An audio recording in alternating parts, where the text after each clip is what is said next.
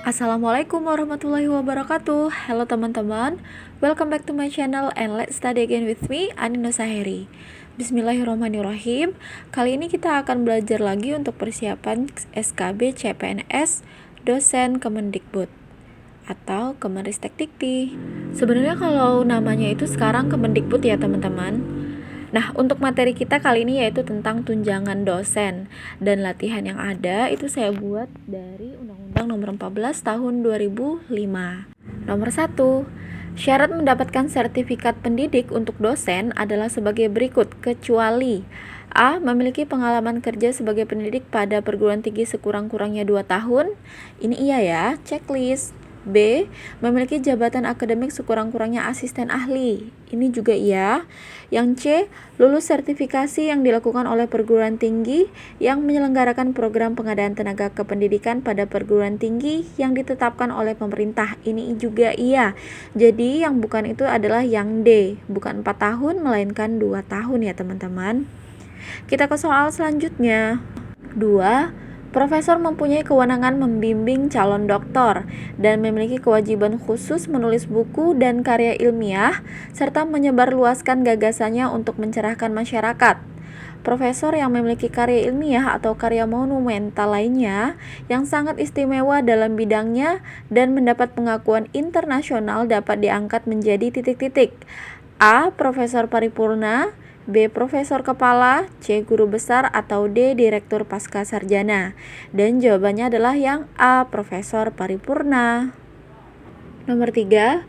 Setiap orang dapat diangkat secara langsung menduduki jenjang jabatan akademik dosen tertentu berdasarkan hasil penilaian terhadap titik-titik kecuali A. Kualifikasi akademik, B. Kompetensi, C. Kompetensi, atau D. Pengalaman yang dimiliki.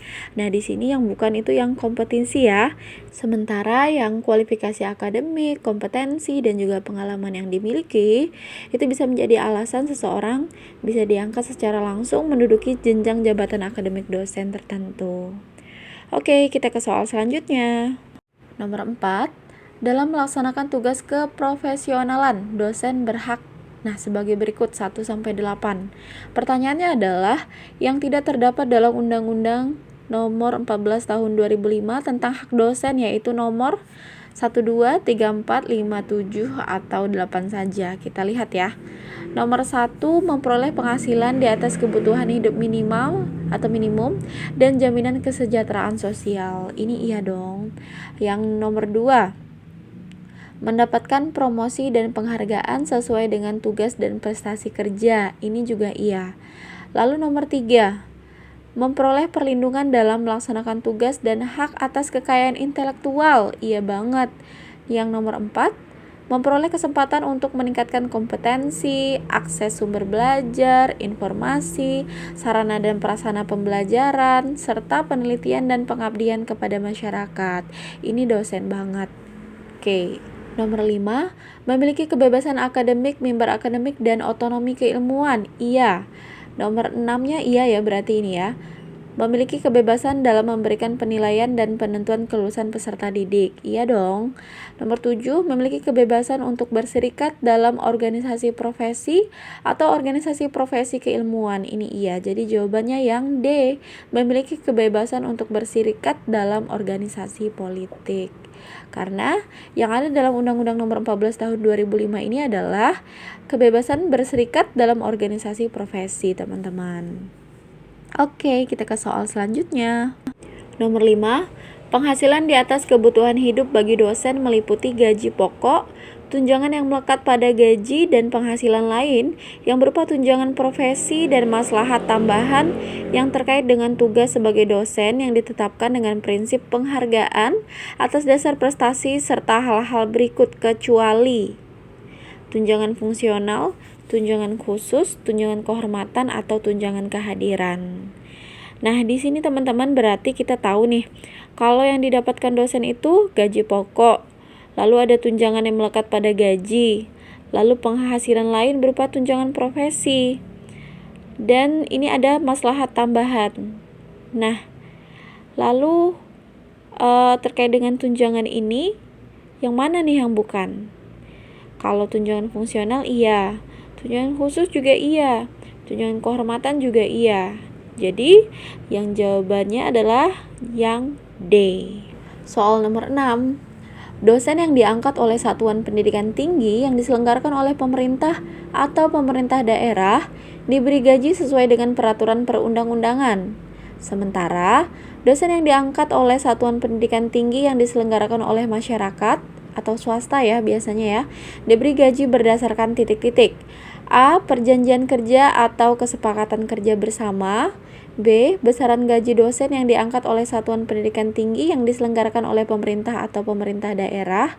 Berarti sama seperti dosen yang di pendidikan tinggi negeri gitu ya. Kalau yang B ini. Yang C. UMP lokasi perguruan tinggi. Atau D. Perjanjian penyelenggara pendidikan tinggi dan pemerintah. Nah, untuk ini jawabannya adalah yang A. Perjanjian kerja atau kesepakatan kerja bersama, yaitu antara perguruan tinggi yang diselenggarakan oleh masyarakat dan juga dosen itu sendiri. Oke, next question. Pemerintah memberikan tunjangan profesi kepada dosen yang telah memiliki titik-titik yang diangkat oleh penyelenggara pendidikan dan atau satuan pendidikan tinggi yang diselenggarakan oleh masyarakat.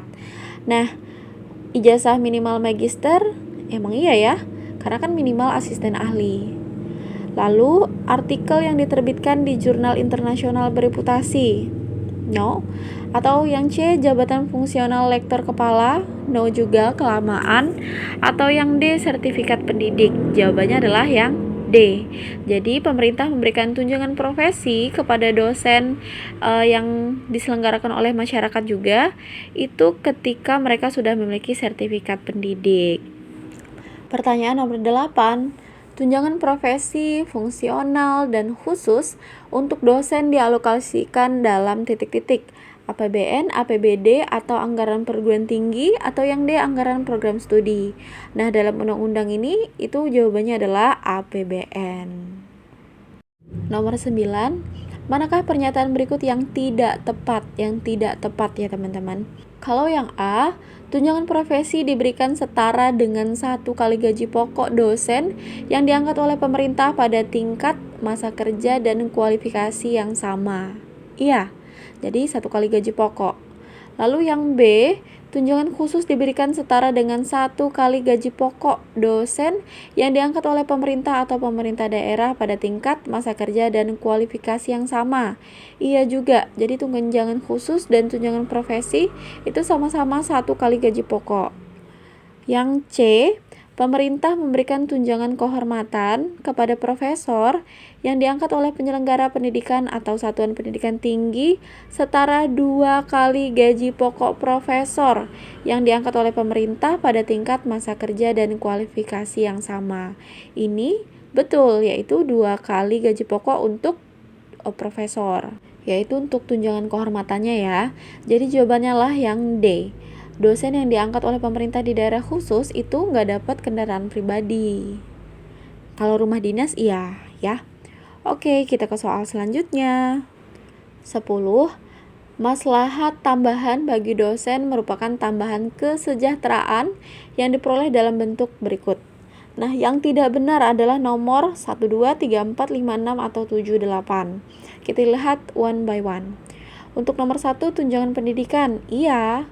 Nomor 2, asuransi pendidikan juga iya. Nomor 3, beasiswa juga iya. Lalu nomor 4, penghargaan bagi dosen, iya juga. Yang nomor 5, kemudahan untuk memperoleh pendidikan bagi putra dan putri dosen, iya juga ya. Nomor 6, pelayanan kesehatan tentunya.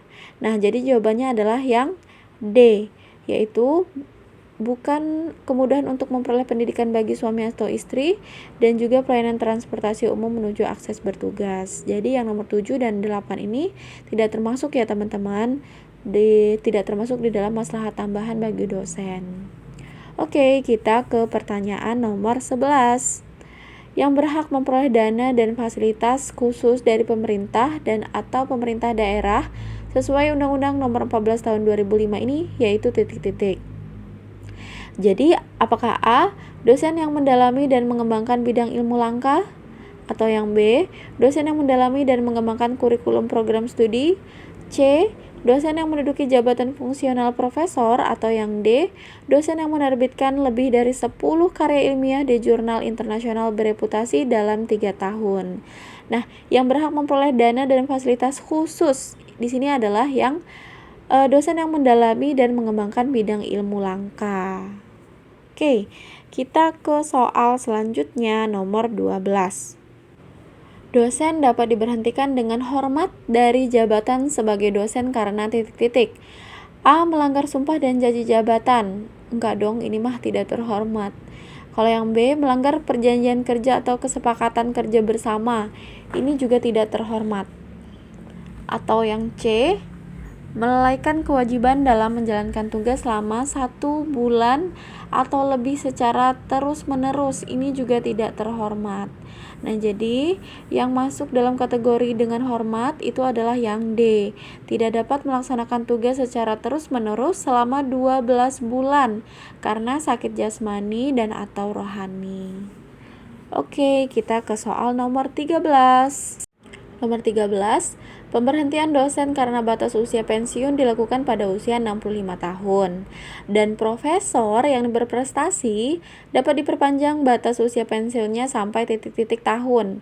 68, 70, 72, atau 75.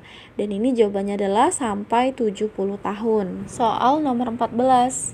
Pemberhentian dosen dengan tidak hormat dapat dilakukan setelah dosen yang bersangkutan titik-titik. A. Diberi kesempatan untuk membela diri. B. Meminta maaf. C. Menyerahkan keputusan kepada pimpinan perguruan tinggi. Atau D. Banding di pengadilan. Jawabannya di sini adalah yang A. Diberi kesempatan untuk membela diri berdasarkan undang-undang ini. Oke, kita ke soal selanjutnya. 15. Dosen pada satuan pendidikan tinggi yang diselenggarakan oleh masyarakat yang diberhentikan dengan hormat tidak atas permintaan sendiri memperoleh titik-titik. Yang A. Memperoleh kompensasi finansial sesuai dengan perjanjian kerja atau kesepakatan kerja bersama. Yang B. Kompensasi finansial sesuai dengan ketentuan pemerintah. Yang C. Kompensasi finansial jika sudah bekerja minimal 20 tahun. Atau yang D.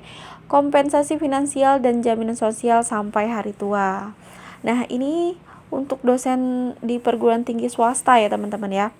Itu kalau dia mengundurkan diri, tidak atas permintaan sendiri, tetapi memang atas saran atau kemauan dari perguruan tingginya, maka dosen tersebut berhak memperoleh kompensasi finansial sesuai dengan perjanjian kerja.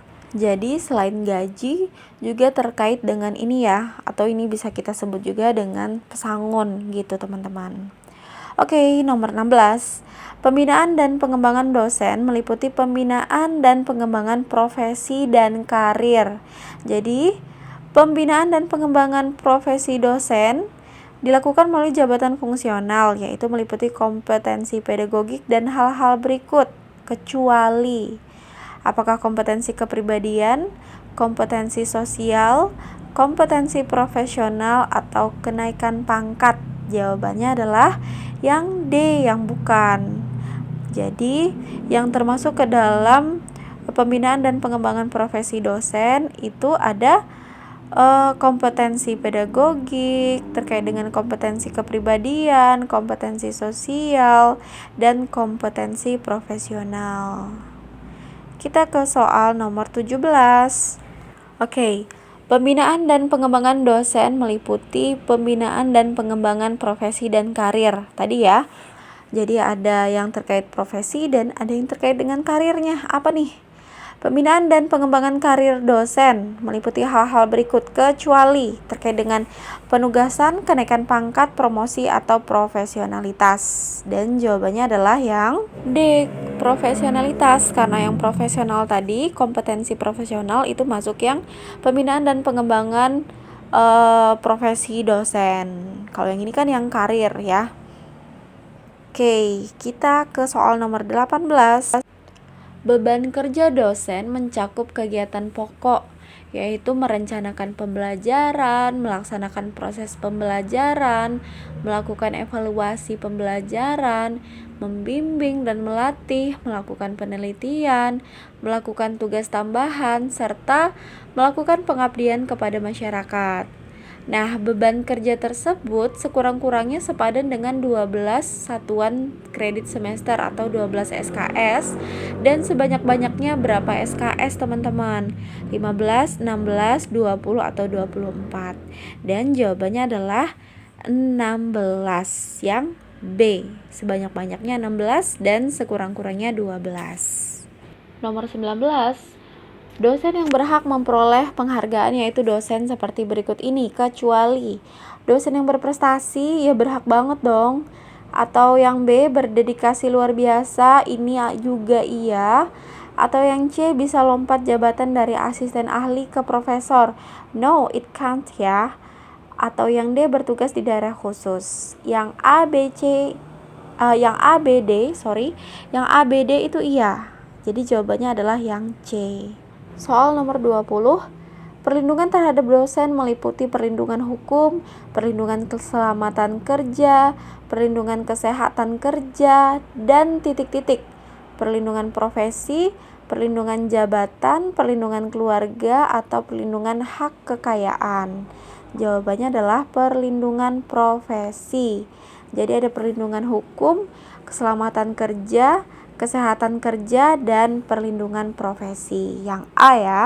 Nomor 21, perhatikan tabel berikut. Kita langsung ke soal ya. A, B, dan C secara berurutan merupakan perlindungan terhadap dosen, yaitu perlindungan titik-titik. Tadi kan ada perlindungan hukum, perlindungan profesi, dan juga perlindungan keselamatan ya. Keselamatan dan kesehatan kerja.